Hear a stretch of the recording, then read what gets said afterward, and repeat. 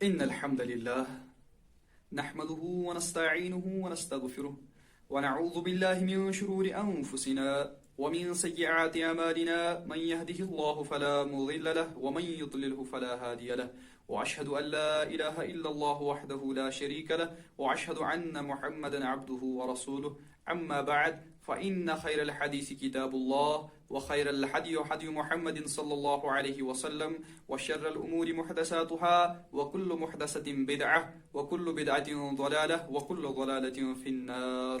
أعوذ بالله السميع العليم من الشيطان الرجيم من حمزه ونفقه ونفسه. بسم الله الرحمن الرحيم. رب اشرح لي صدري ويسر لي أمري واحلل عقدة من لساني يفقه قولي. بسم الله الرحمن الرحيم. إن الله وملائكته يصلون على النبي يا أيها الذين آمنوا صلوا عليه وسلموا تسليما. اللهم صل على محمد وعلى آل محمد كما صليت على إبراهيم وعلى آل إبراهيم إنك حميد مجيد. اللهم بارك على محمد وعلى آل محمد كما باركت على إبراهيم وعلى آل إبراهيم إنك حميد مجيد. السلام علیکم ورحمۃ اللہ تعالی وبرکاتہ. سب سے پہلے میں آپ سب کو مبارکبادی دینا چاہتا ہوں اس ماہ رمضان کے لیے، ماہ سیام کے لیے. تو میرے بھائیوں، پچھلی جو 2 ویڈیوز اپلوڈ ہوئی تھی towards understanding the Quran, episode number 1 and episode number 2، in 2 videos میں ہم نے قرآن حکیم کے متعلق جو انٹروڈکٹیو پوائنٹس تھے وہ ٹوٹل 15 تھے. ان 2 ویڈیوز میں وہ 15 پوائنٹس کور ہوئے. تو آج ہم انشاءاللہ الرحمن علمی پوائنٹ نمبر 16، 17 اور 18 ڈسکس کریں گے. اور اسی کے ساتھ آج یہ جو قرآن کے متعلق ہم انٹروڈکشن دے رہے تھے، یہ انٹروڈکشن اسی کے ساتھ مکمل ہوگا. تو میرے بھائیوں، ہم بڑھتے ہیں اپنے موضوع کی طرف. تو قرآن حکیم کے متعلق علمی پوائنٹ نمبر 16 یہ ہے کہ یہ جو قرآن حکیم ہے، اس کو اس مصحفی شکل کے اندر پہنچتے پہنچتے، اس قرآنی شکل میں، اس کتابی شکل میں پہنچتے پہنچتے 25 سال لگ گئے.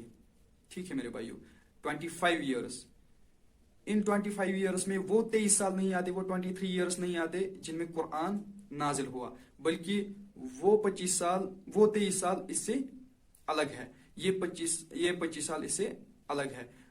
یعنی نبی اکرم صلی اللہ علیہ وسلم کے بعد، ٹھیک ہے، ان پر قرآن نازل ہونے کے بعد اس قرآن کو اس شکل میں پہنچتے پہنچتے 25 ایئرس لگ گئے، جس کو ہم مصحف عثمانی کہتے ہیں، جو ہمارے پاس موجود ہے.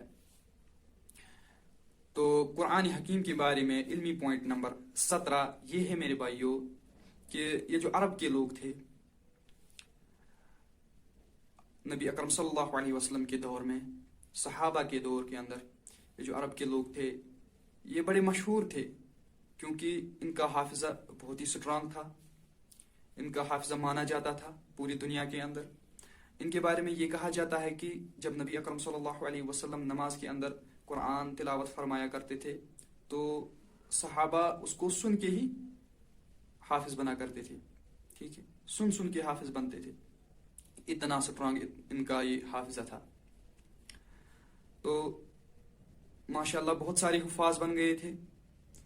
تو جب حضرت ابوبکر صدیق رضی اللہ تعالی عنہ کے دور کے اندر جنگ یمامہ ہوا، جو مسیلمہ کذاب کے اگینسٹ تھا، تو اس جنگ کے بارے میں کہا جاتا ہے کہ اس میں بہت سارے حفاظ شہید ہو گئے. تو حضرت عمر فاروق رضی اللہ تعالی عنہ حضرت ابوبکر صدیق رضی اللہ تعالی عنہ کے پاس گئے. انہوں نے مشورہ دیا، اے خلیفۃ المسلمین، ہمیں چاہیے کہ ہم اس قرآن کو ایک مصحفی شکل کے اندر، ایک کتابی شکل کے اندر جمع کریں. یہ کام ہم شروع کرنا چاہتے ہیں. تو اس پر حضرت ابوبکر صدیق رضی اللہ تعالیٰ عنہ کا کیا رد عمل آیا؟ انہوں نے کہا کہ میں وہ کام کیسے کروں جو نبی اکرم صلی اللہ علیہ وسلم نے اپنی مبارک زندگی میں خود نہیں کی. تو اس پر لمبی بحث چلی حضرت ابوبکر صدیق رضی اللہ تعالیٰ عنہ اور حضرت عمر فاروق کے درمیان. تو بخاری مسلم میں آتا ہے کہ حضرت ابو بکر صدیق رضی اللہ تعالیٰ عنہ کا کہنا ہے کہ پھر مجھے ایسا لگا کہ جیسے اللہ تعالیٰ نے میرا سینہ کھول دیا. تو انہوں نے یہ مشورہ طے پایا کہ قرآن کو ایک کتابی شکل میں جمع کریں گے. تو یہ ذمہ داری کون اٹھائے گا؟ تو پھر حضرت زید بن ثابت رضی اللہ تعالیٰ عنہ کو بلایا گیا. ان کو یہ کام سونپا گیا. ان کو کہا گیا کہ یہ آپ کی ذمہ داری ہے، آپ اس قرآن کو ایک کتابی فارم میں لائے.